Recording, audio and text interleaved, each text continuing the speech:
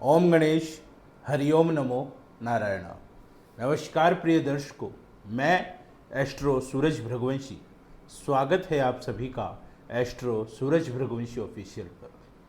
प्रिय दर्शकों, आज हम बात करेंगे विपरीत राजयोग के बारे में, जिसका तीसरा हिस्सा है विमल विपरीत राजयोग। पहला राजयोग हर्ष विपरीत राजयोग, दूसरा सरल विपरीत राजयोग और तीसरा विमल विपरीत राजयोग।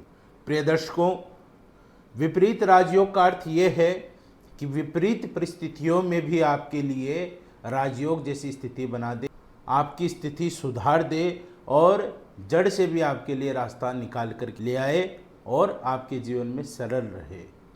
राजयोग हमेशा व्यक्ति को फायदा देता है, राजयोग हमेशा व्यक्ति को आगे बढ़ने में मदद करता है और उसकी ज़िंदगी में कठिनाइयों को कम करता है। विपरीत राजयोग कठिनाइयाँ तो देगा, लेकिन कठिनाइयों से निकलने का रास्ता भी आपको यही बताएगा और ऐसा रास्ता देगा जिसका आप अंदाज़ा भी नहीं लगा सकते, और ऐसी ऐसी स्थितियों में आपको बाहर निकाल देगा, गलत स्थितियों से आपको बाहर निकाल देगा और आपके जीवन को सुखमय कर देगा। तो वीडियो की शुरुआत करते हैं विमल विपरीत राजयोग। प्रिय दर्शकों, पहला राजयोग था हर्ष विपरीत राजयोग, जिसमें छठे भाव का स्वामी छठे भाव में न होकर 8 या 12वें स्थान पे हो। दूसरा था सरल विपरीत राजयोग, जिसमें अष्टम भाव का स्वामी अष्टम भाव में या अन्य भाव में न होकर के छठे या 12वें भाव में हो। अब विमल विपरीत राजयोग ये भी इनके तरह ही है।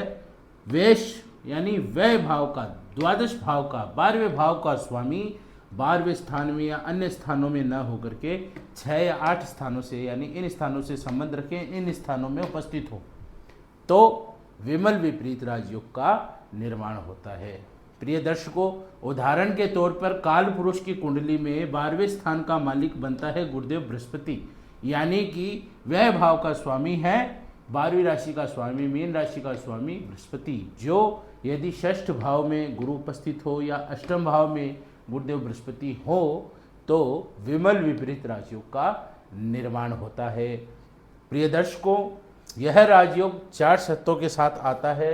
पहली शर्त यह है जब वह भाव का स्वामी छठे 8वें में से किसी एक स्थान में हो, पहली बात। दूसरी बात, 12वें स्थान का मालिक किसी भी पाप ग्रह से पीड़ित हो, दृष्टि से या युति से, यानी वह स्थान में जो मालिक है गुरुदेव बृहस्पति वो या तो छठे स्थान में हो या 8वें स्थान में हो, और इन स्थानों में साथ में कोई पाप ग्रह हो, राहु हो, शनि हो, मंगल हो, तो ये पाप ग्रह हैं। तो पाप ग्रह के अगर साथ होगा तो विमल विपरीत राजयोग असर करेगा। क्यों?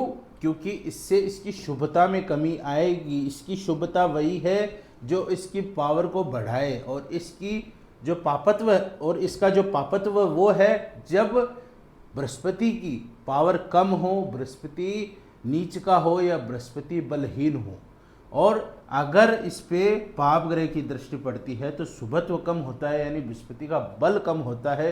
बल कम होगा, शुभत्व कम होगा, तो वो अपनी तरफ से पापत्व करेगा। और अगर कोई ग्रह अपना पापत्व यानी अपना पाप फल दे और वो पाप ग्रह का ही, पाप स्थान का ही स्वामी है, तो बिल्कुल उल्टा होगा। पाप और पाप मिलकर के शुभ हो जाएगा, तो बृहस्पति आपको शुभ फल देगा। बृहस्पति जितना कमजोर होगा, नकारात्मक ग्रह के साथ होगा, पापी ग्रह के साथ होगा, तो उसके पाप फल देने की क्षमता कम होगी, जो हमारे लिए पाप फल है, और स्वयं बृहस्पति का शुभत्व कम होगा। प्रिय दर्शकों, आप गौर से मेरी बात को समझिए। अगर बृहस्पति बलहीन होगा और बृहस्पति पाप घर का स्वामी है, और बृहस्पति यदि बलहीन है तो हमें पाप फल नहीं देगा। यदि बृहस्पति बलवान है, बृहस्पति मान लो जैसे मैंने समझा रखा है, अगर बृहस्पति मार्केश हो और वो बली है तो वो डेफिनेटली हमें नुकसान पहुंचाएगा। उसी प्रकार अगर 2 स्थानों का मालिक अगर बलवान होगा, बल अपने पूर्ण बल में होगा, तो वो हमें दुख ज़्यादा देगा, पीड़ा देगा, कष्ट देगा, नकारात्मक फल देगा। इसी प्रकार अगर बृहस्पति किसी पाप ग्रह के साथ मिल जाए यानी उसका शुभत्व और हमारे लिए पापत्व, क्योंकि छठे स्थान का मालिक बृहस्पति है, 12वें स्थान का मालिक बृहस्पति है, तो 12वें स्थान में तो पाप फल मिलता है, तो बृहस्पति का पाप फल देने की क्षमता कम हो जाएगी और वो हमें शुभ फल देगा, बिल्कुल विपरीत फल देगा, यानी अपने स्वभाव से विपरीत फल देगा। इसीलिए इसे विपरीत राजयोग कहा जाता है। मेरे हिसाब से मेरे दर्शक समझ गए होंगे, नहीं समझे हैं तो भी आप कमेंट बॉक्स में लिख के बता सकते हैं। मैं आपके लिए चाहे पुनः वीडियो बनाना पड़े, मैं आपके लिए पूरी जानकारी लेकर आऊँगा।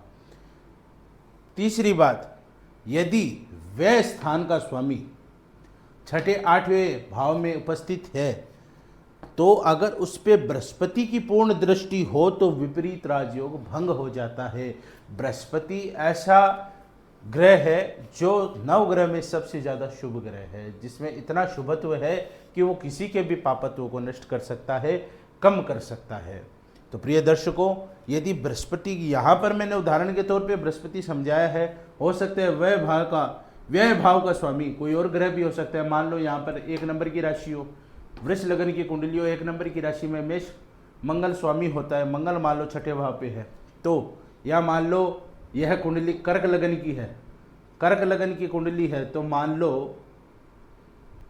वह भाव का स्वामी बुध बनता है, तो बुध मान लो छठे या 8वें भाव में है, तो बुध पर यदि बृहस्पति की पूर्ण दृष्टि पड़ती है तो विपरीत राजयोग भंग होता है। कैसे होता है कि बृहस्पति उस ग्रह के पाप फल देने की क्षमता को बढ़ा देगा, यानी उसका शुभत्व बढ़ा देगा जो हमारे लिए पाप फल है। तो बृहस्पति उसका शुभत्व बढ़ाएगा तो हमारे पाप फल ऑटोमेटिक बढ़ जाएंगे, तो वह ग्रह हमें पाप फल ही देगा, वहाँ पर विपरीत राजयोग असर नहीं करेगा। तो आशा करता हूँ मेरे प्रिय दर्शक सारी वीडियो को अच्छे से समझ गए होंगे, विपरीत राजयोग के बारे में आप अच्छे से जान पाए हों। आपको यह वीडियो कैसा लगा लाइक व कमेंट करके ज़रूर बताएं। अगर आप अपनी कुंडली का एनालिसिस करवाना चाहते हैं या अपनी हस्तलिखित कुंडली प्राप्त करना चाहते हैं तो आप स्क्रीन पर दिए हुए नंबर पर मुझे व्हाट्सएप मैसेज करके अपॉइंटमेंट बुक करवा सकते हैं। इसी के साथ अपनी वाणी को विराम देता हूँ। धन्यवाद। जय भैरव।